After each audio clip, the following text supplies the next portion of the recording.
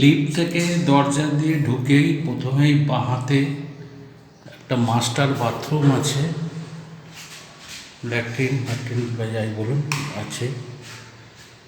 তারপরে লিফট দিয়ে সোজা ঢুকে এই হচ্ছে এন্টায়ার ডাইনিং স্পেস, টোটালটা ডাইনিং স্পেসে আছে। ওই কোণের দিকে ওপেন কিচেন দেখা যাচ্ছে, একটা ওপেন কিচেন আছে। আর ওপেন কিচেন আছে এখানটায়, পাশেই একটা বড় রুম রয়েছে, যেটার গাছ দেখা যাচ্ছে, ওটা হচ্ছে সাউথ ফেস, দক্ষিণ দিক। এইদিকে একটা জানলা আছে, বড় রুম আছে, সম্ভবত এটা 15x10 হবে রুমটা, 15x10। এই হচ্ছে রুম। পাশে এখানে ফ্রিজ টিজ ইচ্ছা করলে রাখা যাবে, যেহেতু রান্নাঘরটা এইখানে আছে সেহেতু এখানে ফ্রিজ টিজ রাখা যেতে পারে। প্লাস পাশেই মাঝখানে একটা রুম আছে, এটা একটু ছোট হবে, সম্ভবত 10x10 হবে বা 10x11-12 এরকম হতে পারে। মাঝখানের রুম এটাও সাউথ ফেস, জানলা রয়েছে এইখানে। এই ঘরটা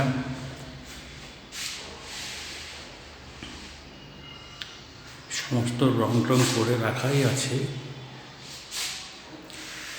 এখান দিয়ে এই একটা রুম, আর পাশে আর একটা রুম আছে, এটাও মোটামুটি 10x10ই হবে। এটারও একটা জানলা রয়েছে, সাউথ ফেস জানলা রয়েছে। এন্টায়ার বিল্ডিংটাই সাউথে ফেস করে, ফলে গরমকালে হাওয়া টাওয়াগুলো ভালোই পাওয়া যাবে। এই হচ্ছে রুম এটা, এবং এটাতে এসি কানেকশান করা আছে, প্রয়োজন পড়লে এসি লাগানো যেতে পারে। আর অ্যাটাচ বাথরুমটা এই রুমের সাথেই আছে। এই হচ্ছে অ্যাটাচ বাথরুম। আমি একটু লাইটটা জ্বালাই, তাহলে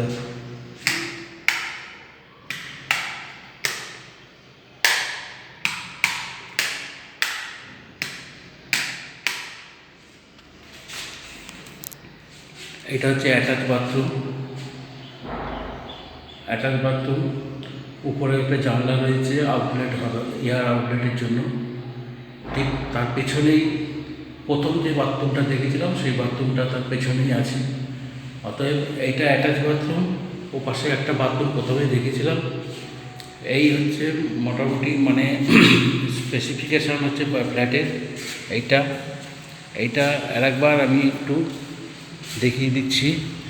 এইটা হচ্ছে মূল দরজা, এখান থেকে লোকে ঢুকে এইখান থেকে এই দরজা দিয়ে ঢুকে সোজা যদি আমি ঢুকে যদি এখানটা দাঁড়াই, তাহলে এই হচ্ছে প্রথম একটা রুম, দ্বিতীয়